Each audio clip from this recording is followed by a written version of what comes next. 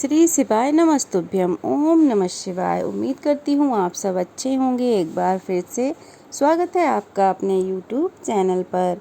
आज की वीडियो में हम जानेंगे रवि प्रदोष व्रत की कथा। रविवार के दिन यह व्रत आता है, इस कारण इसे रवि प्रदोष व्रत कहा जाता है। प्रदोष व्रत हर महीने के दोनों पक्षों की त्रयोदशी तिथि को रखा जाता है। तो चलिए अब कथा शुरू करते हैं। उससे पहले वीडियो को लाइक कर दीजिए, चैनल को शेयर कर दीजिए। रवि प्रदोष व्रत की कथा के अनुसार एक गांव में एक अति दीन ब्राह्मण निवास करता था।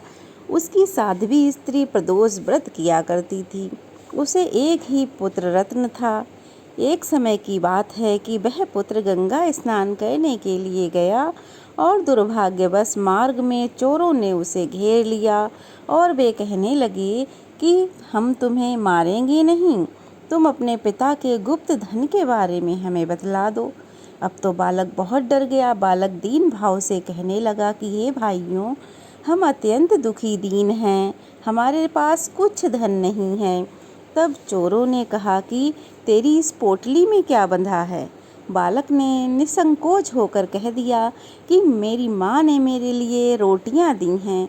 यह सुनकर चोरों ने अपने साथियों से कहा कि साथियों, यह बहुत ही दीन दुखी मनुष्य है, अतः हम किसी और को लूटेंगे। इतना कहकर चोरों ने उस बालक को जाने दिया। अब बालक चोरों से छूटकर बड़ा खुश था। अब वह वहाँ से निकलकर एक नगर में जा पहुँचा। नगर के पास एक बरगद का पेड़ था। वह बालक उसी बरगद के वृक्ष की छाया में सो गया, क्योंकि बहुत थका मांदा था।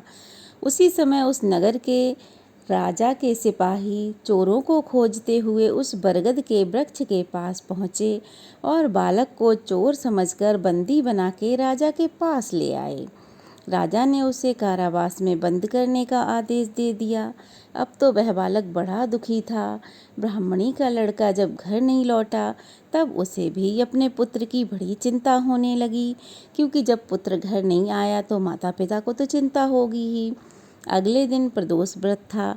ब्राह्मणी ने प्रदोष व्रत किया और भगवान शंकर से मन ही मन अपने पुत्र की कुशलता की प्रार्थना की और उनसे विनती करने लगी, हे भगवान, मेरे पुत्र को घर लौटा दो, पता नहीं कहाँ भटक रहा है भूखा प्यासा।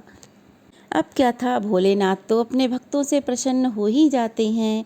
तो भगवान शंकर ने उस ब्राह्मणी की प्रार्थना स्वीकार कर ली और उसी रात भगवान शंकर ने उस राजा को स्वप्न में आदेश दिया कि वह बालक चोर नहीं है, उसे प्रातःकाल छोड़ दें, अन्यथा वह उसके पूरे राज्य को नष्ट भ्रष्ट कर डालेंगे।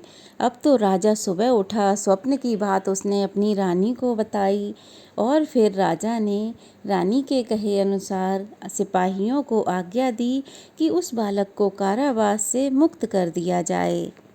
फिर उस बालक से पूछा कि तुम कौन हो, कहाँ से आए हो? तब बालक ने अपनी सारी कहानी, अपना सारा वृतांत राजा को सुना दिया कि वह किस ब्राह्मण का बेटा है, कौन से गांव से आया है, कहाँ जा रहा था।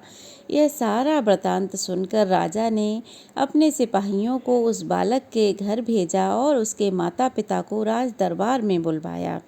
उसके माता पिता तो बहुत भयभीत हो गए थे कि राजा ने ना जाने हमें क्यों बुलाया है। ऐसे ही डरते हुए जब वे राजा के पास पहुँचे तो राजा ने उनसे कहा, आप भयभीत ना हो, तुम्हारा बालक निर्दोष है। राजा ने फिर खुश होकर ब्राह्मण को 5 गांव दान में दे दिए, जिससे कि वे सुखपूर्वक अपना जीवन व्यतीत करने लगे। अब तो ब्राह्मण, उसकी पत्नी और पुत्र बड़ी खुशी खुशी से अपने घर में रहने लगे। अब उनके घर में किसी चीज़ की कोई कमी नहीं थी और यह सब हुआ था ब्राह्मणी के प्रदोष व्रत रखने के कारण। तो जो भी भगवान भोलेनाथ की पूजा करता है, उनके प्रदोष व्रत को रखता है, भोलेनाथ उस पर सदा ही अपनी कृपा बनाए रखते हैं। कभी उसे किसी प्रकार का कोई कष्ट नहीं होने देते हैं। भोलेनाथ तो हमारे ऐसे ही हैं, भोले भाले, जरा सी पूजा में ही प्रसन्न हो जाते हैं। तो ये थी रवि प्रदोष व्रत की कथा कैसी लगी कमेंट बॉक्स में ज़रूर बताइएगा। अच्छी लगी हो तो वीडियो को लाइक कीजिए, ज़्यादा से ज़्यादा शेयर कीजिए, ढेर सारा प्यार और आशीर्वाद दीजिए। और अगर नए हैं तो प्लीज़ जल्दी से चैनल को सब्सक्राइब कर दीजिए। तो चलिए फिर मिलते हैं, तब तक के लिए जय भोलेनाथ। श्री शिवाय नमस्तुभ्यम। भोलेनाथ की कृपा सदा आपके परिवार पर यूं ही बनी रहे। ओम नमः शिवाय।